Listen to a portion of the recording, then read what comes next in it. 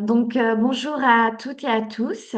Merci de vous être connectés aujourd'hui pour cette nouvelle rencontre des Mines Paris. Je vous souhaite la bienvenue pour notre rendez-vous mensuel qui maintenant a lieu depuis plus d'un an et si j'ai bien compté, on en est à la 14e. Donc l'idée de ces rencontres, c'est de vous faire découvrir un ou une diplômée, en l'occurrence aujourd'hui une diplômée qui va nous témoigner de son parcours professionnel ou de son secteur d'activité ou faire un partage d'expérience sur des sujets d'actualité. Donc aujourd'hui, on sera dans le format habituel. C'est une présentation d'environ 40 minutes avec un temps de questions-réponses de 20 minutes. Donc n'hésitez pas à nous communiquer vos questions dans le chat tout au long de la présentation. Et pour information, il y aura aussi un replay car la session est enregistrée.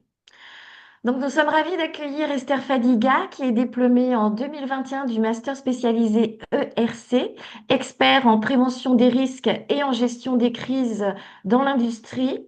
Après un parcours aux couleurs très internationales, donc je vais la laisser, je sais qu'elle a prévu de se présenter un peu plus en détail. Donc, son objectif du jour, vous donner les clés pour déminer et pour prévenir les risques cyber. Donc avant que je lui laisse la parole, un petit mot sur les rencontres à venir, car si nous avons aujourd'hui un sujet très industriel et opérationnel, nous avons un programme qui nous attend, qui va être riche et diversifié. Donc le 20 mars prochain, vous allez recevoir toutes les communications. Le 20 mars prochain, c'est Jessica Materon, qui est directrice des données pour Nestlé Europe et qui va nous proposer une séance 100% interactive sur le thème comment mettre à profit les données en entreprise. Donc là, nous parlerons data, qui est un sujet éminemment stratégique aujourd'hui dans nos entités. Le 23 avril, c'est Baptiste Garcia Runstadler, qui est cofondateur de Doreka. La mission de Doreka, c'est d'accélérer la rénovation énergétique des copropriétés. Et Baptiste, il nous parlera transition, que ce soit transition d'un secteur ou transition plus individuelle de parcours. Le titre de la rencontre, Ambition et soif d'impact, comment je construis mon job. Le 28 mai, Eric alors désolé si je prononce mal, Funten, directeur général de Diam Bouchage, qui est une ETI française qui est spécialisée dans le bouchage en liège, à Céret. Lui, Eric, nous partagera son expérience sur les bienfaits de l'innovation et de la coopération. Et comment, justement, ces innovations et du collectif, on peut rendre possible le passage à l'échelle. Donc, le groupe de bénévoles qui s'occupe de l'organisation des rencontres, donc Théophile, Émilie et moi-même, on a à cœur à mettre à l'honneur cette variété de parcours. Donc, surtout, n'hésitez pas à nous contacter pour vous porter volontaire, vous, ou peut-être faire le relais si vous pensez à un ami alumni. Donc, oui, vous pouvez lui faire ce cadeau. Donc, nous mettrons dans le chat nos coordonnées pour que vous puissiez nous contacter, Émilie et moi. Donc voilà, merci à tous. Et maintenant, je nous laisse rejoindre l'univers virtuel des systèmes d'information, mais qui ont des impacts très concrets et pas toujours désirables. Donc, nous vous souhaitons une très belle écoute. Esther, je te laisse la parole. Merci. Euh, N'hésitez pas à me dire si vous voyez mon écran, s'il vous plaît. On voit ton écran, impeccable. Ok, bon. Merci, bonjour à tous. Donc, comme l'a dit, moi je suis Esther Fadiga. Et avant de commencer, je tiens à remercier l'équipe de Mine Paris Alumni pour l'invitation à cette présentation aujourd'hui. Je vais vous parler de l'industrie au défi des risques cyber. Et tout au long de la présentation, je vous apporterai des éléments qui me permettront de répondre à la question suivante, qui est de savoir comment gérer une crise lorsqu'elle est à la fois industrielle et numérique. Comme vous le savez, nous nous trouvons à un carrefour où le monde numérique et le monde industriel se croisent et ne peuvent plus s'éviter. Quels sont les éléments qu'on peut mettre en place afin de pouvoir éviter, limiter ou pallier une crise qui survient au milieu industriel en lien avec ces deux entités? Donc, je vais d'abord commencer par me présenter très brièvement. Ensuite, je vais vous présenter le risque industriel dans sa globalité, donc dans l'origine du risque industriel en Europe et à quel moment la cybersécurité intervient. J'ai en troisième lieu mis en place un cas fictif, un exemple de crise que je vais détailler dans le cadre d'une usine de produits chimiques toxiques, donc avec une présentation du scénario et de la gestion de la gestion même de cet événement. Et enfin, je vous donnerai la réponse à apporter en cas d'une gestion de crise, que ce soit une crise cyber ou une crise industrielle. Et nous aurons une phase de questions-réponses et je terminerai par une conclusion. Donc, tout au long de la présentation, si vous avez des questions, n'hésitez pas à les mettre dans le chat. Et justement, durant cette cinquième partie, nous reviendrons là-dessus. Ok, Alors, il y a une très belle présentation de moi qui a été faite pendant l'annonce de l'événement. Donc, je ne suis pas forcément revenue dans tous les détails. Donc, je vais aller très brièvement. Moi, je suis Esther Fadiga, ingénieure sécurité industrielle depuis environ 4 ans maintenant. Donc, j'ai un parcours assez diversifié. J'ai d'abord une licence en mine et géologie que j'ai obtenue en Côte d'Ivoire, mon pays d'origine, de l'Institut national polytechnique Félix Houphouët-Boigny. Et ensuite, j'ai intégré les l'ESEP ici en France pour un diplôme d'ingénieur en sécurité industrielle. Et après, tout au long de ces 3 années d'études d'ingénieur, j'ai eu à y faire 2 échanges linguistiques, mais aussi techniques. Donc, en premier en Lituanie en sciences de l'ingénieur en mécanique, aussi pour améliorer mon niveau d'anglais. Et en second en Espagne en sciences et génie de l'environnement, toujours aussi dans le cadre de mon niveau d'espagnol. Et j'ai eu à travailler pendant pas mal d'années sur des sites de stockage et des sites de transport de gaz naturel. Et aujourd'hui, j'interviens depuis 2 ans chez Franchimie. Donc, Franchimie, c'est la fédération des milieux, des entreprises de la chimie et de la pétrochimie en France. Donc, on travaille pour le compte de ces entreprises-là. On a un panel assez diversifié et varié. Moi, je vais vous parler de là où est-ce que j'interviens chez Franchimie. Donc, chez Franchimie, j'interviens à l'interface sécurité industrielle, plus précisément sur tous les aspects de réglementation ICP, donc installation classée pour la protection de l'environnement, et d'une réglementation dont on entend beaucoup parler européenne, qui est la loi PIFAS. Et moi, au niveau de la sécurité industrielle, j'accompagne nos adhérents, donc les industriels qui sont membres de notre fédération, sur le déploiement de cette réglementation-là. Je travaille aussi avec les ministères en charge de la rédaction des textes réglementaires sur la formation des exploitants au déploiement de cette réglementation, sur la simplification des textes réglementaires, sur l'identification de potentielles problématiques ou de potentiels éléments qui auraient pu qui auraient pu échapper ou qui peuvent être mis à jour dans le cadre de ces réglementations-là. Parallèlement à ça, je suis la secrétaire générale d'un comité, donc il y a le Comité national des inspecteurs de l'industrie de la chimie, qui regroupe l'ensemble des entreprises industrielles chimiques qui ont des services d'inspection reconnus en France. Et donc c'est composé d'un nombre d'experts qui ont pour but de garantir l'intégrité et le bon fonctionnement des équipements sous pression au sein des installations industrielles. Donc là aussi, j'interviens toujours avec en étant ce lien entre les exploitants industriels et l'administration, donc les ministères en charge. Pour ma part, le ministère de la Transition écologique et le ministère de l'Économie. Donc là, mon rôle dans ces 2 cadres-là, donc le volet sécurité industrielle et équipement sous pression, c'est, comme je l'ai dit, déployer la réglementation, sensibiliser, former les personnes par la réalisation et l'organisation de certains webinaires, rédiger des guides techniques qui vont être utilisés par les industriels, mais aussi des circulaires techniques. Donc, les circulaires, c'est un guide, mais simplifié, qui vont être utilisés par ces derniers-là. Aujourd'hui, ce qui nous intéresse, c'est la cybersécurité OT, Operational Technology. Donc, chez Franchimie, j'interviens en tant que pilote d'un groupe de travail de gestion des crises cyber-OT. Comme je l'ai dit, aujourd'hui, nous sommes à un carrefour, à une interface où on ne peut pas dissocier sécurité industrielle de la sécurité numérique. Donc, le but de ce groupe de travail-là, c'est de savoir comment est-ce qu'on peut gérer au mieux une crise qui survient dans un environnement, une crise OT qui survient dans un environnement industriel. Mais avant de poursuivre, je tiens à éclaircir un point et à apporter une certaine précision, c'est que moi, je suis une experte en sécurité industrielle, je ne suis pas une experte cyber, donc je ne veux pas utiliser des termes cyber techniques, des termes qu'un DSI pourrait utiliser, je vais plutôt utiliser des termes liés à la sécurité industrielle qui peuvent être appliqués au numérique. Maintenant qu'on sait à peu près qui est-ce que je suis, je vais revenir sur la culture de la sécurité industrielle en Europe, comment est-ce qu'on en est arrivé là, et surtout pourquoi est-ce qu'aujourd'hui on parle de cybersécurité.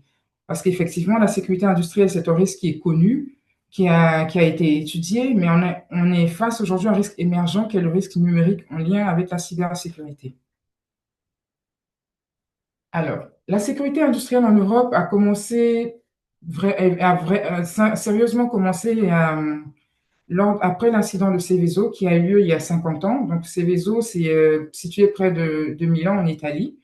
C'est une explosion qui a justement un peu, si on veut dire, chamboulé la réflexion du risque industriel que l'Europe avait. Donc, de fait de cette explosion, on s'est rendu compte qu'on ne savait pas comment gérer un incident aussi grave.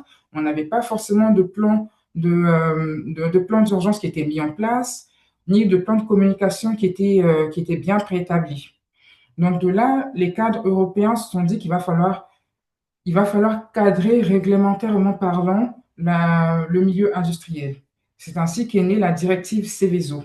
Donc cette directive Seveso va nous permettre justement de pouvoir identifier l'ensemble des risques à la source, de pouvoir apporter les éléments nécessaires qui permettront de répondre si et seulement si on est exposé à un certain risque et de pouvoir mettre en place les éléments nécessaires. À partir de cette directive Céveso est née une méthode d'analyse des risques qui a été, plusieurs méthodes d'analyse des risques qui ont été synthétisées dans une étude, ce qu'on appelle une étude de danger.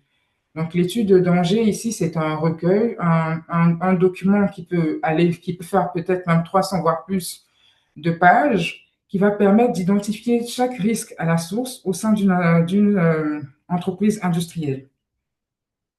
Et au travers de cette étude de danger, on va pouvoir identifier le risque, mettre en place les mesures de protection, les mesures d'atténuation, les mesures de prévention de ce risque-là.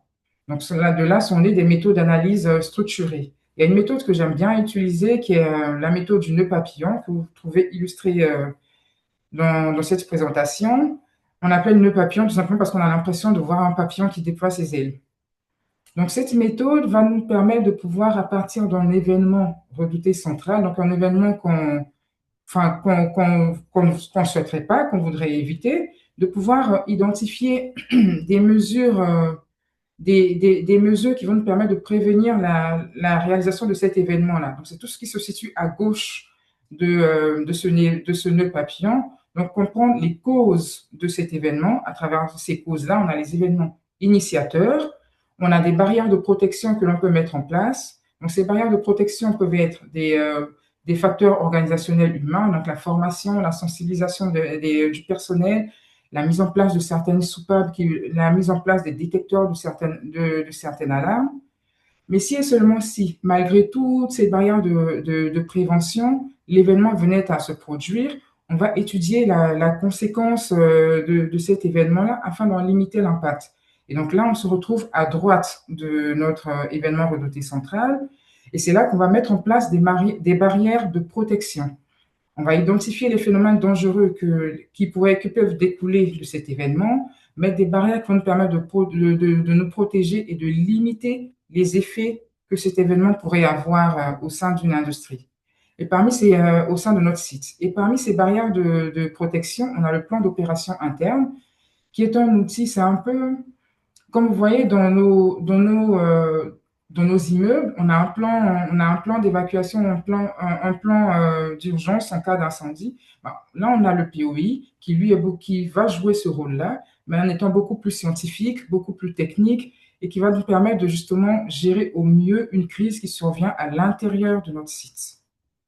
Donc voilà un peu parler, je suis allée très rapidement parce que je ne peux pas aller dans les détails, va nous falloir plus d'une heure pour ça.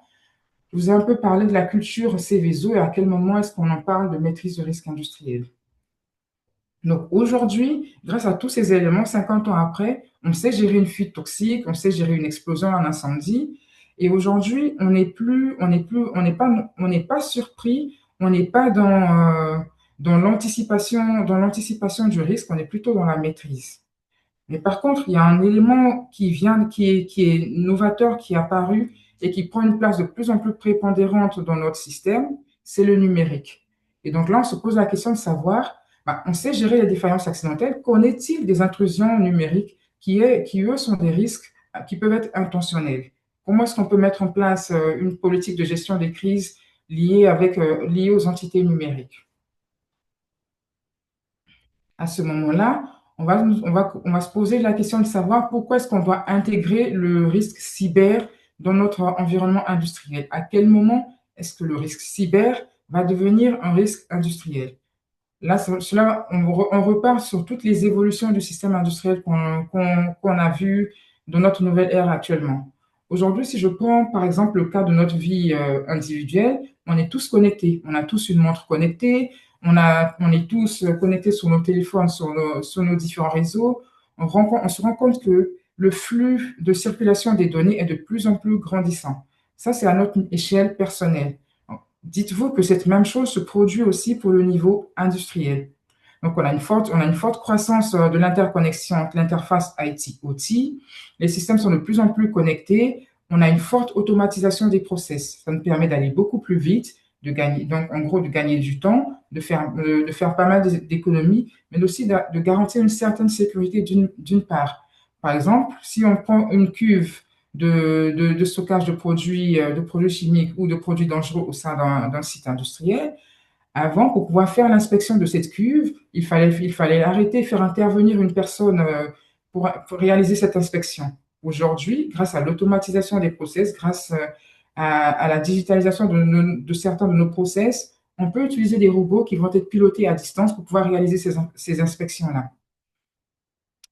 Mais cela nous expose à une nouvelle nature du risque, à certains risques qui peuvent être dus à des intrusions dans le système de pilotage de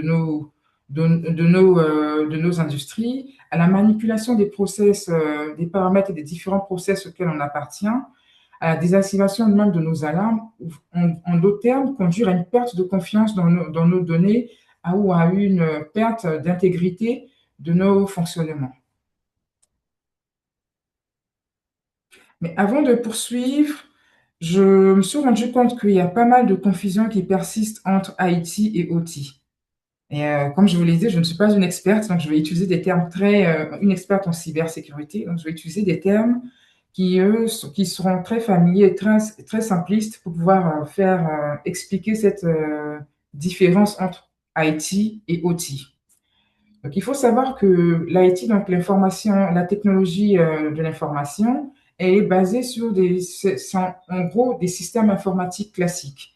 Donc, tout ce qu'on peut avoir au sein d'une entreprise, par exemple, les données, la messagerie, certains qui utilisent SAP, ce genre d'éléments, c'est ça qu'on appelle, tout ça qu'on regroupe dans l'IT. Le but de l'IT, c'est de garantir la protection et l'intégrité des données. Donc, si et seulement si l'IT d'une entreprise est compromis, cela peut avoir un impact financier sur cette entreprise, ça peut avoir un impact organisationnel, ça peut aussi avoir un impact sur l'image même de l'entreprise. Parce qu'on se rend compte qu'une entreprise qui se fait pirater ou qui a des soucis IT régulièrement, on va se dire, mais on n'a pas vraiment confiance en la sécurité de son système d'information. En contrepartie, l'outil, quant à lui, c'est l'ensemble de systèmes qui vont piloter le procédé. Donc, ça peut être des machines qui vont être gérées en outil, via l'outil, donc à distance. Ça va être des paramètres tels que la pression, la température. L'objectif principal de l'outil, c'est de garantir la production, la continuité de la production, mais aussi de garantir la sécurité des personnes et la sécurité des installations. L'impact que peut avoir la compromission de l'IT, c'est d'avoir un impact néfaste sur les installations, sur la production, mais aussi de conduire à une crise. Donc, par exemple, si notre système IT est compromis, l'entreprise peut continuer de fonctionner normalement et tout en pensant à des technologies ou à des techniques pour pouvoir pallier cette problématique. En revanche, si le système OT, lui, il est compromis, nous courons un risque d'atteinte d'une crise, nous courons un risque d'une crise industrielle beaucoup plus grande avec des impacts beaucoup plus néfastes. Et c'est cela qu'on veut éviter, c'est cela surtout qu'on veut, c'est cela qu'on veut corriger en mettant en place un plan de gestion de crise cyber.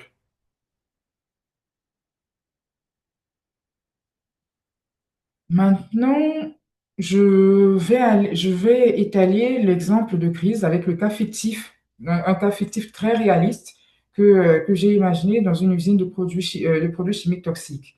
Alors, en sécurité industrielle, on regarde toujours le cas le plus contraignant. On se base toujours sur le cas le plus contraignant pour pouvoir faire notre évaluation, notre analyse, et notre évaluation des risques et notre analyse. Donc, moi, pour le cas de notre usine, notre cas fictif ici, j'ai pris une période contraignante. Je me suis dit, on est un 31 décembre, il est 23h58 et on subit une intrusion, qu'est-ce qui va se passer? Donc, dans le contexte, j'ai pris un site Céveso Seuil haut. Tout à l'heure, quand je vous ai parlé de Céveso, je n'ai pas parlé de la distinction entre Céveso Seuil haut et Céveso Seuil bas. Donc, les sites Céveso Seuil haut sont les sites qui présentent la gravité ou qui ont le danger enfin, le taux de danger le plus élevé comparé aux sites Céveso Seuil bas. Donc, la réglementation va être beaucoup plus lourde sur les sites Céveso Seuil haut comparée à celle qu'on rencontrera sur les sites Céveso Seuil bas. Donc, pour notre cas, toujours dans le cas le plus contraignant, j'ai pris un site Céveso Seuil haut et dans lequel on stocke en réservoir sous pression avec une supervision numérique qui est centralisée donc au travers de la tour de contrôle et une maintenance qui est faite à distance par un prestataire. Je voudrais que vous reteniez ce dernier point-là, maintenance à distance par un prestataire. Je reviendrai un peu plus tard dans la présentation sur ce point. Donc, le scénario, c'est de se dire, pendant la réalisation à distance de cette maintenance qui a lieu tout au long de la journée, à un moment donné donc de la soirée, il y a eu une intrusion dans notre système. Et cette intrusion-là a engendré une modification des paramètres de pression sans que les alarmes ne se déclenchent. Et cette modification de paramètres peut entraîner un risque de surpression. Il faut savoir que c'est pas parce qu'on a un risque de surpression qu'on va tout de suite avoir un cocktail explosif que toute l'usine va exploser et on aura des effets dominos derrière. Je vais revenir un peu plus en détail dans le déroulé de l'événement et puis pour vous expliquer ce qui va suivre par la suite. Donc, on a notre opération de maintenance qui a lieu à distance. Pendant un moment donné de cette opération, donc l'opération elle a lieu sous le compresseur. À un moment donné, on se rend sur un poste intermédiaire à ce compresseur-là, donc un poste situé à proximité de ce compresseur. Il y a une intrusion dans le système. Et cette intrusion va engendrer une très très faible variation de la pression. Il faut savoir que on a toujours des marges, en sécurité industrielle, on a toujours des marges d'erreur. Donc là, pour le cas de notre compresseur, c'est une pression assez faible, mais je veux dire, on passe du 17 bars. On va se dire, bon, on a une marge d'erreur de plus ou moins 2 bars. Donc si on est à 15, ça devrait aller. Si on est à 19, ça devrait aller. Mais pour notre cas, la pression a augmenté progressivement, on est passé à 19,5. Normalement, l'alarme devrait sonner en disant, attention, là, on est à une pression trop élevée. Mais la première alarme n'a pas été détectée. Il y a une seconde alarme, parce on ne met jamais qu'une seule alarme. On met toujours minimum deux, voire plusieurs alarmes afin de pouvoir permettre une levée de doute. Donc, si jamais il y a un dysfonctionnement de la première alarme, la seconde va prendre le relais. Elle est censée démarrer 30 secondes maximum plus tard, après la première. Mais là, la seconde alarme, elle aussi, elle a été neutralisée par l'intrus qui est rentré dans notre système. Et pendant tout ce temps, on observe une augmentation de plus en plus croissante de la pression au sein de notre unité de compression. Et donc, à ce moment-là, depuis la phase de l'intrusion jusqu'à la neutralisation des alarmes, l'augmentation de la pression au sein de notre unité, nous sommes dans une phase qu'on pourrait appeler une phase de crise numérique, une phase de crise cyber. Mais on n'est pas encore au niveau de la crise industrielle. À ce moment-là, il y a un opérateur qui intervient toujours à proximité de notre zone et qui, lui, il regarde pour X ou Y raison, il regarde les compteurs et se rend compte que la pression elle est trop élevée au niveau de notre unité. Dans ce cas, à ce moment-là, il appelle le poste de contrôle et il informe le poste de contrôle de cette anomalie. Et le poste de contrôle se dit, ben, nous, notre pression, elle est la pression que les voyants sur la tour de contrôle sont au vert. La pression est normale. Et l'intervenant, l'opérateur lui dit, non, nous, la pression, elle est beaucoup plus élevée. Et c'est à ce moment-là qu'au poste de contrôle, on commence à se poser pas mal de questions. Est-ce que cette différence elle est due à une défaillance des capteurs ou à une défaillance même de notre équipement sur place? Est-ce que c'est dû à un bug de notre poste de contrôle? Et là, on commence à réfléchir. Est-ce que c'est dû à une intrusion de notre système? Parce qu'on se rappelle qu'il y a une maintenance à distance par un prestataire qui a lieu. À ce moment-là, on commence à sortir de la crise cyber et pour commencer à entrer vers une autre phase de la crise. Et pour pouvoir éviter des effets dominos derrière, pour pouvoir éviter des effets beaucoup plus gravissimes, le responsable du site prend la décision d'arrêter l'unité. Donc, arrêter l'unité ne veut pas dire arrêter le site. Arrêter l'unité veut tout simplement dire limiter, confiner le risque et limiter les impacts que cela pourrait avoir. Donc, quand il prend la décision d'arrêter l'unité, on sort de la crise cyber et on rentre dans une zone grise. Donc là, actuellement, nous ne sommes pas encore dans la phase d'accident industriel, mais nous sommes dans la phase d'une zone grise, qui est une phase de crise elle aussi, mais moindre que la crise industrielle. Et l'objectif ici du responsable du site, c'est d'éviter de sortir de cette zone grise pour entrer dans la zone de crise industrielle qui, elle, peut avoir un impact beaucoup plus gravissime sur les installations et sur les employés, mais aussi sur l'environnement proche, extérieur ou l'environnement même, l'air, l'eau autour de notre site industriel. Une fois qu'on a pris connaissance de tous ces éléments-là, on va commencer à réfléchir à une gestion de crise, à une gestion intégrée. Le pilotage pourra être mixte, soit en pendant, c'est-à-dire en pilotage HSE et en pilotage cyber. À ce niveau de gestion de la crise, la HSE va commencer à réfléchir sur l'action de savoir si c'est un phénomène, si tous ces éléments-là sont accidentels. Est-ce que c'est dû à une défaillance technique? Est-ce que c'est notre système, nos soupapes qui ne fonctionnent pas correctement? Est-ce que c'est notre système qui bug? Est-ce qu'il y a, il va commencer à réfléchir surtout à analyser tous les éléments qui peuvent être à l'origine de cette augmentation de la pression. Il va même se demander si ce n'est pas lié à un facteur humain, si ce n'est pas lié à un facteur organisationnel. Le DSI, quant à lui, va se poser la question de savoir si cette intrusion est intentionnelle. Est-ce que c'est le prestataire qui réalise la maintenance qui a été compromis, qui subit une intrusion, qui subit un sabotage? Est-ce que c'est un sabotage numérique d'un de nos concurrents? Parce que si c'est quelque chose qui peut être très fréquent aussi en milieu industriel. Est-ce que c'est par un de nos concurrents qui est en train de nous attaquer pour porter atteinte à notre image?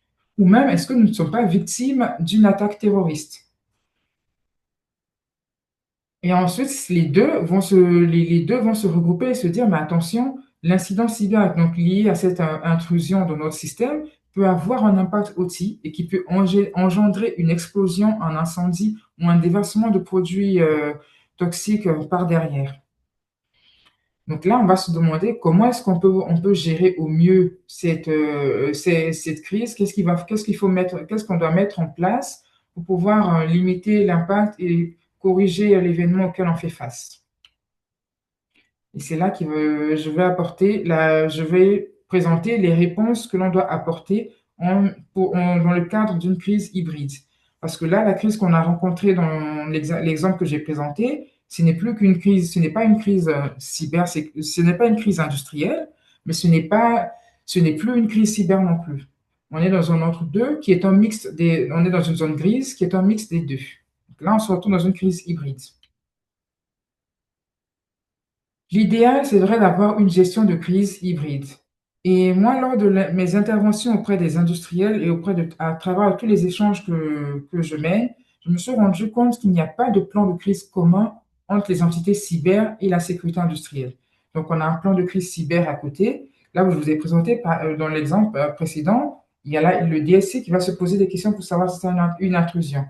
Et après, on a un plan de crise sécurité industrielle de l'autre, où il y a le responsable HSE qui va essayer de comprendre si la défaillance est liée au problème technique ou un problème organisationnel.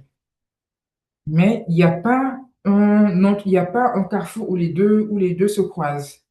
Et c'est là que interviennent les plus gros défis auxquels il va falloir faire face pour pouvoir justement mettre en place une politique de gestion de crise hybride. Parmi ces grands défis-là, il y a la convergence des métiers.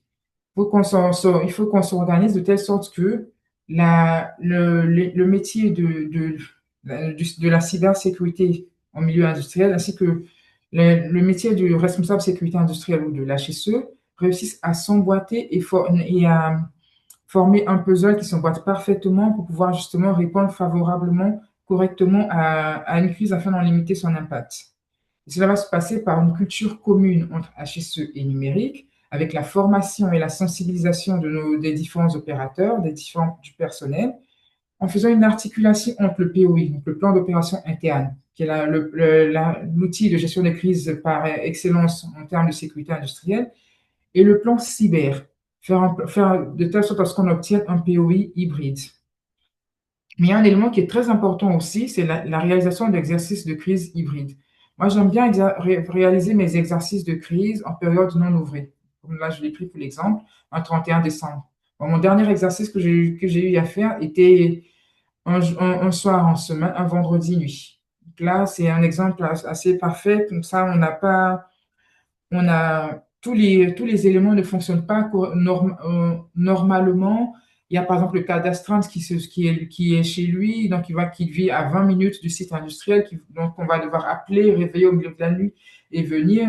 Donc ça va nous permettre justement d'identifier toutes les failles, toutes les défaillances que notre plan de gestion de crise peut avoir et les corriger afin de pouvoir de répondre correctement à une crise. La gestion de crise hybride se fait aussi par l'articulation des mesures, donc entre sécurité industrielle et cyber. Comme je l'ai dit, on reste dans ce cadre où on voudrait que ces deux entités s'emboîtent parfaitement. Au niveau sécurité industrielle, il va falloir mettre en place des mesures immédiates. Donc là, on va se dire à quel moment, on va commencer à réfléchir à quel moment est-ce on va déclencher l'arrêt d'urgence de l'unité, ou à quel moment on va juste dire qu'on va tout simplement isoler l'unité, comment est-ce qu'on doit mettre en sécurité, on va faire une mise en sécurité physique, et surtout à quel moment on doit activer le POI. Au niveau cyber, là, on va commencer à réfléchir, on va commencer à réfléchir sur des paramètres de savoir quand est-ce qu'il faut suspendre les accès à distance, comment et quand il faut isoler le réseau industriel, surtout comment est-ce qu'il faut faire une analyse des journaux d'événements et quand déclencher la cellule de crise. Une fois qu'on a répondu à ces deux éléments, on pourra déjà commencer à structurer l'ossature de notre plan de gestion des crises hybrides. Et enfin, il y a un plan qui est très important, qui est la coordination stratégique. C'est là que le directeur du site, il va intervenir. C'est lui qui va savoir si on est une entreprise ou si on est en groupe.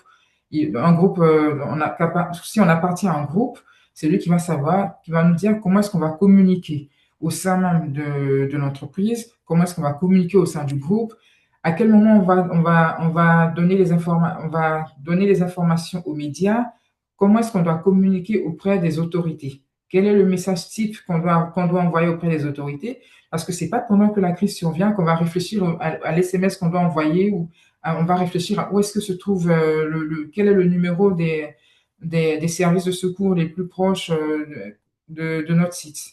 Tout ça doit être cadré, répertorié et rangé dans un cadre qui soit accessible, donc dans la cellule de crise et qui soit accessible en permanence aux membres de cette cellule-là, pour pouvoir répondre pouvoir répondre immédiatement en cas de crise.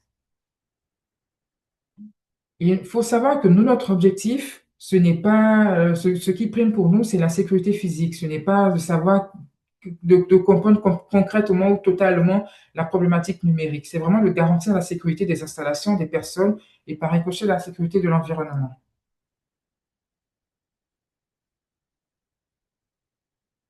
Toujours pour pouvoir répondre à ce plan de gestion de crise hybride, j'encourage aussi les différentes entités, les différents sites à savoir mieux structurer leur exercice en réalisant des exercices à mieux structurer leur plan de gestion des crises en réalisant des exercices sous minimum 2 heures. Donc, cette simulation d'exercice peut se faire en 3 phases. La première phase, qui est la suspicion d'intrusion du réseau, c'est à ce moment-là, on va commencer à comprendre, on va se poser la question de savoir qu'est-ce qu'on fait, comment est-ce qu'on alerte, qui on alerte, quel est le niveau, à quel niveau de gravité est-ce qu'on lance l'alerte. Il faut savoir qu'en sécurité industrielle, la gravité prime, c'est le niveau de gravité qui prime. On ne regarde pas forcément la probabilité de survenue d'un événement. Un événement peut avoir une chance sur 1 milliard de survenir, mais s'il a une gravité, sa gravité est supérieure à un événement qui peut survenir tous les jours, on va étudier dans le détail cet événement rarissime qui peut avoir une gravité extrême et mettre en place des mesures de sécurité. Cela ne veut pas dire qu'on néglige les autres événements qui peuvent survenir plus fréquemment. On va ensuite se poser la question de savoir, mais c'est qui le pilote en cas de suspicion, qui va être le pilote, c'est qui qu'on doit contacter, c'est qui doit lancer l'alerte, c'est qui va permettre de prendre la décision critique. On va entrer dans la deuxième phase. À cette phase-là, on va voir à quel moment est-ce qu'on va lancer l'arrêt, à quel moment, quand est-ce qu'on doit maintenir, est-ce qu'on doit arrêter l'unité, est-ce qu'on doit maintenir l'unité sous surveillance, quand est-ce qu'on doit déclencher le plan de gestion de crise hybride? Est-ce qu'on est dans la zone, on est dans une crise cyber uniquement, ou est-ce on commence à entrer dans une zone grise? Qu'est-ce qu'on doit réaliser, on doit faire, quelle action doit être mise en place? Et enfin, on vient sur la troisième phase, qui est la phase de communication, qui elle aussi est une phase très importante. Parce que la communication en temps de crise est un élément qui ne doit pas être négligé. Faudrait qu'on se pose l'action de savoir si notre communication elle est maîtrisée, si les messages sont cohérents, comme je vous l'ai dit. C'est pas pendant la crise qu'on va réfléchir à savoir quel est le message qu'on va envoyer au préfet, quel est le message qu'on va envoyer à la gendarmerie, au secours. On doit avoir une base déjà de données avec les messages préétablis. Ensuite, on appuie juste sur un bouton et toutes les entités concernées reçoivent le message. Est-ce que les rôles tous les rôles sont bien clarifiés? On sait qui va communiquer aux médias, on sait qui doit communiquer au groupe, on sait qui doit communiquer aux personnes sur place. C'est au travers d'exercices qu'on pourra identifier les potentielles failles, qu'on pourra identifier les potentielles défaillances qu'on a au sein de notre système de gestion des crises et qu'on pourra à travers cela corriger ces éléments et avoir un plan de gestion des crises qui permettra de répondre favorablement à une crise industrielle et une crise numérique afin d'éviter qu'une crise numérique ait un impact industriel sur nos activités. Donc, je suis allée très rapidement pour pouvoir avoir un peu de temps qui soit accordé aux questions-réponses. Donc, je n'ai pas de visu sur. Oui, oui, merci Esther. Effectivement, nous avons déjà quelques questions. Donc, merci beaucoup pour cette présentation de cette fameuse zone grise où tu nous as bien démontré comment en fait la difficulté et la connexion entre les sphères cyber et celle de la sécurité industrielle pour avoir un plan de crise commun pour cette gestion justement de crise hybride. Donc, on a vu au niveau de l'articulation effectivement des deux entités, réaliser des exercices pour bien structurer les process. Les questions là qui viennent sont surtout pour le moment sur ce qui se passe en amont. D'abord sur les intrusions, est-ce que aujourd'hui le suivi des tentatives d'intrusion, même si elles sont minimes ou bénignes, montre une fréquence plus élevée ces dernières années? Et si ce type d'intrusion IT, par exemple, je te mets deux questions et ensuite on verra les autres. Les assureurs, est-ce qu'ils peuvent envoyer un expert et est-ce le cas pour une intrusion OT? Parce que dans les intrusions IT, ils peuvent le faire, mais est-ce que c'est le cas aussi pour OT? J'ai pas compris la dernière question. Alors, on va d'abord être sur la première. Est-ce que les tentatives d'intrusion, effectivement, ont une fréquence plus élevée aujourd'hui ces dernières années? Oui, Oui. les tentatives d'intrusion sont beaucoup plus élevées en ce moment.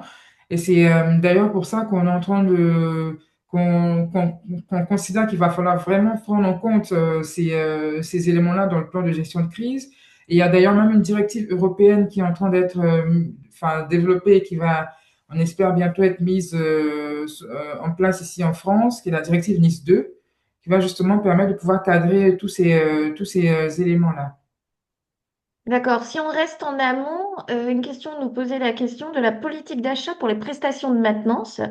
Est-ce qu'il est envisagé est-ce qu'on peut envisager d'internaliser la maintenance? Enfin, voilà, quel est l'impact au niveau de ces sujets-là par rapport à la politique de maintenance des prestataires? Et c'est justement pour ça, pendant la présentation, je vous avais dit, j'ai fait un petit zoom sur la maintenance à distance. On, en sécurité industrielle, on déconseille cette maintenance par un prestataire à distance. On préconise plutôt la maintenance qui est faite sur place. Si on peut internaliser, tant mieux. Sinon, on fait appel à un prestataire, mais il ne faudrait pas que ce soit fait à travers d'un mécanisme numérique. Je ne sais pas si ça répond à la question. Oui. Ensuite, donc je reviens à la question. A priori, les assureurs peuvent envoyer un expert quand il y a une intrusion IT, ou IT, pardon. Est-ce que le cas pour une intrusion OT? Et je rajouterais même, est-ce le cas pour, à ce moment-là, enfin, une crise hybride, en fait? Alors, ça va être un peu plus, ça va être un peu plus complexe parce que dans notre cas, dans le cas industriel, les assureurs, ils vont intervenir en aval de l'événement. Et donc, là, tout de suite, je ne pourrais pas donner une réponse adaptée à cette à cette question-là parce que vraiment, les questions des interventions des assureurs sont des éléments sur lesquels on est encore en train de discuter à ce moment-là pour la partie OT. D'accord. Autre question. Les solutions de supervision commune entre la sécurité industrielle et la cybersécurité, d'après ton expérience, est-ce qu'elles sont en place chez les industriels? Alors, elle commence à être en place chez des industriels. Les grands groupes, les très grands groupes ont déjà réfléchi. Bon, vous imaginez, ce sont des grands groupes, donc ils ont déjà mis en place des actions nécessaires par rapport à cela. Aujourd'hui, l'enjeu, c'est surtout au niveau des PME et des ETI, qui, pour certains, n'ont pas les experts disponibles, présents en leur sein, pour pouvoir mettre en place toutes ces actions-là. Et donc, aujourd'hui, on essaie de fournir des éléments nécessaires à ces petites et moyennes entreprises, à ces ETI, pour qu'ils puissent justement avoir des éléments pour pouvoir répondre à ces crises hybrides. Il y a aussi l'ANSSI qui met en place pas mal de supports de formation, de supports de gestion de crise hybrides qui permettent justement de répondre à ces questions-là. Alors tout à l'heure, on avait effectivement parlé de la fréquence plus élevée ces dernières années des tentatives d'intrusion. Donc on a un commentaire, hein, tu peux réagir effectivement éventuellement. Le contexte géopolitique influence le nombre de cyberattaques. En Oui. effet, on a bien vu effectivement avec l'augmentation du nombre de cyberattaques avec les conflits Russie, Ukraine et toutes les autres actualités géopolitiques.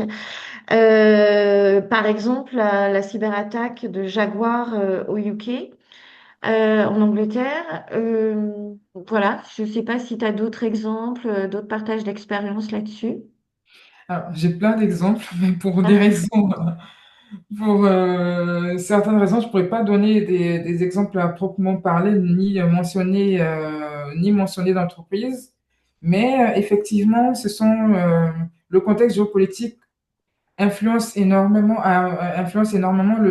l'augmentation des risques, des intrusions dans nos différents systèmes. C'est pour cela, même pendant mon exemple, j'ai pris aussi le cas d'une attaque terroriste, par exemple. Ça, c'est un élément auquel on ne réfléchissait pas auparavant.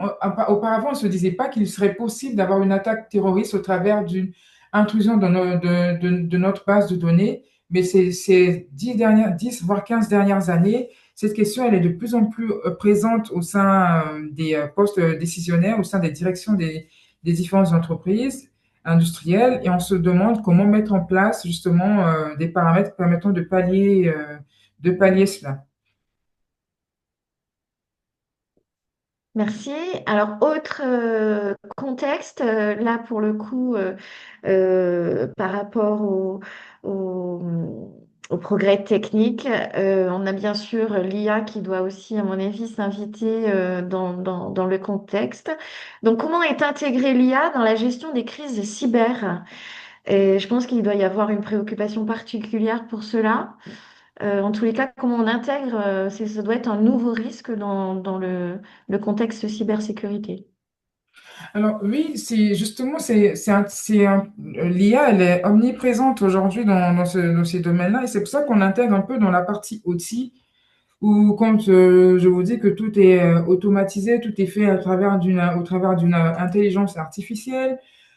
Il y a de plus en plus d'entreprises qui commencent à développer leur propre IA pour pouvoir aller augmenter leur productivité, pour pouvoir gagner beaucoup plus de temps. Et ces éléments-là nous exposent à des risques qui sont actuellement pas tous connus, qu'on découvre et que malheureusement, enfin, je ne dirais pas heureusement, je vais dire plutôt malheureusement, ces différents éléments, c'est au travers des retours d'expérience de certains événements qu'on apprend, qu'on tire des enseignements et qu'on arrive à mettre en place des actions concrètes et efficaces. Tu as parlé de nouveaux justement de risques qui apparaissent. Est-ce que tu as quelques exemples qui sont spécifiques justement aux intelligences artificielles ou à la robotisation? Alors, au niveau, enfin, c'est parce que ce sont des technologies qui sont développées par des industriels et je ne suis pas, je suis pas autorisée en termes de sûreté, je peux pas les détailler là tout de suite, donc c'est un peu embêtant. Je suis navrée, je pourrais pas vraiment apporter une réponse à cette question. D'accord, pas de souci. Moi, je crois que j'ai fait le tour des questions. Est-ce qu'il y en a d'autres? Oui, alors il y en a une nouvelle. Est-ce que le sujet de l'intelligence artificielle amène une opposition entre efficience et vulnérabilité? Hmm.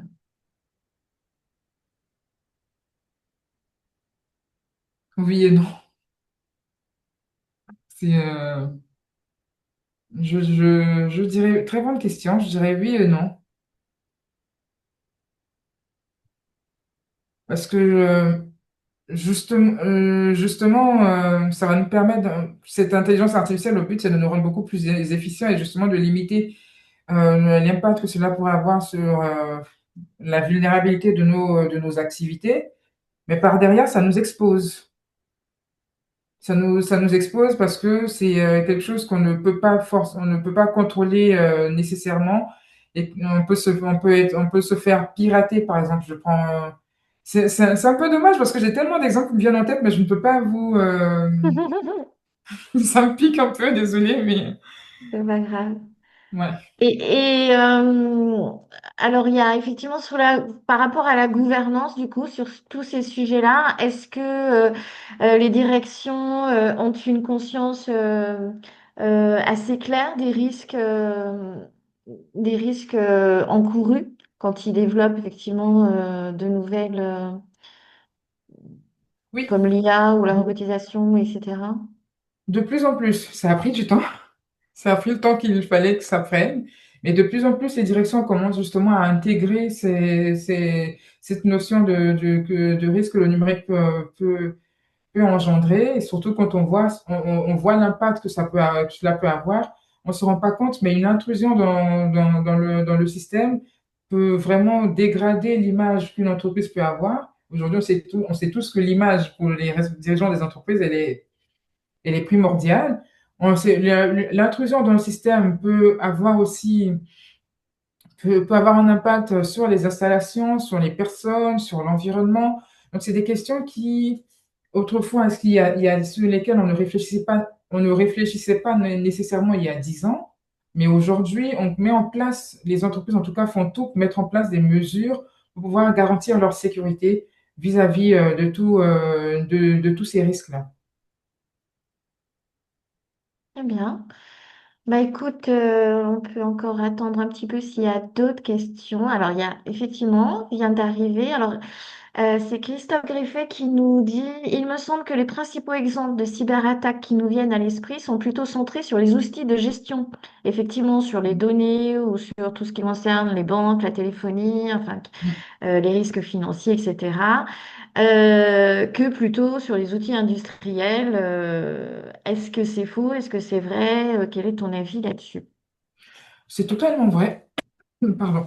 C'est totalement vrai parce que historiquement parlant, on s'est toujours intéressé aux attaques sur nos systèmes d'information. Et il n'y a que maintenant qu'on commence à s'intéresser à la partie opérationnelle, donc la partie OT.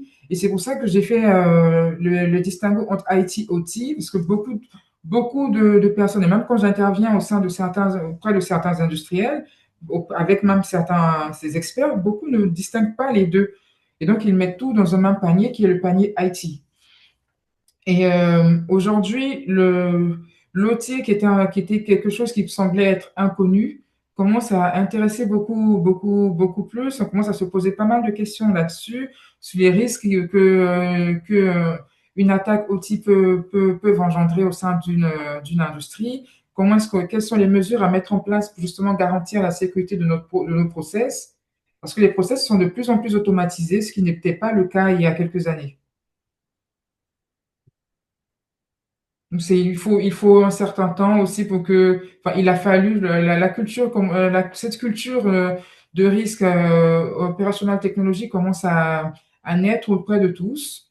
Et on commence à se rendre compte qu'effectivement, en regardant ce volet-là, on a des risques, on est exposé à certains dangers. Eh bien, donc on a aussi un commentaire de Jean-Marc Fian qui nous dit qu'il y a des préconisations de l'État pour dissuader l'achat d'équipements IT et OT étrangers pour des sites Céveso, exemple sur des antennes Hawaï. Est-ce que tu as d'autres éléments?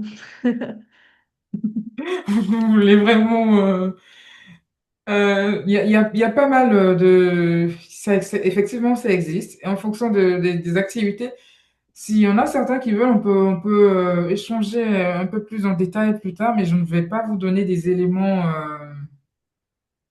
Je vais pas vous donner Non, de non, non, nom. oui, oui, oui, oui, tout à fait. Au niveau de la réglementation, là, c'est peut-être moi qui... est-ce que c'est une réglementation à ce niveau qui est au balbutiement ou est-ce qu'elle commence à être quand même à la hauteur des risques? On n'est pas encore au niveau de la hauteur des risques. Parce qu'on découvre Oui. On est et encore que le dans la phase de découverte.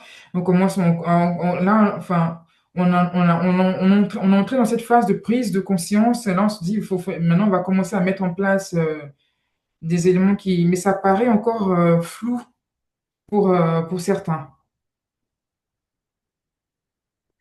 Alors, est-ce que tu as déjà pu intégrer des scénarios de crise cyber dans l'analyse de risque ASOP ou le POI?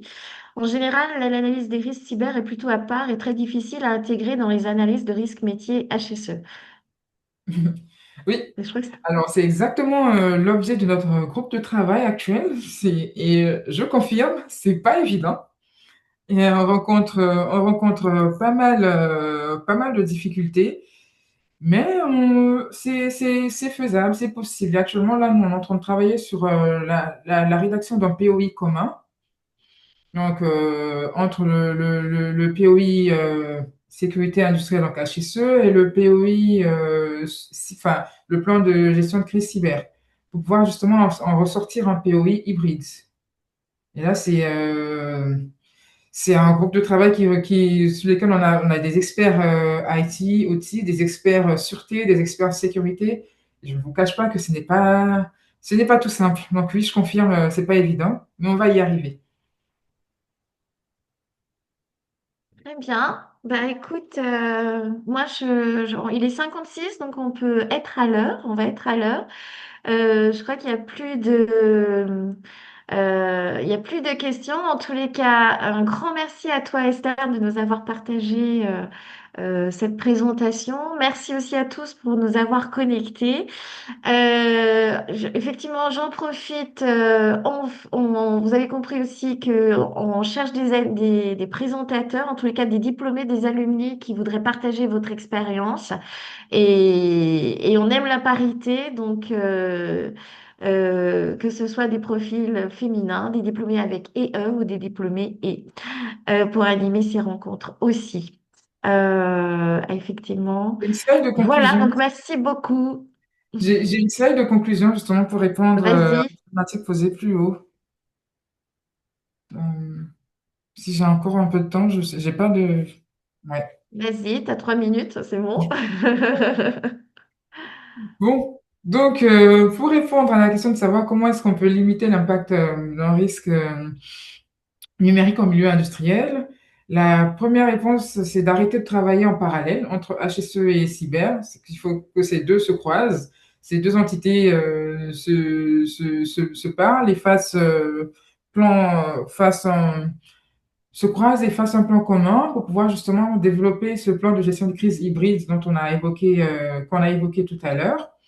Ce croisement de ces deux permettra déjà d'abord de comprendre les logiques de, et que ce soit pour la partie cyber, que ce soit pour la partie HSE, d'anticiper l'ensemble des scénarios de crise et d'organiser des cellules de crise mixtes.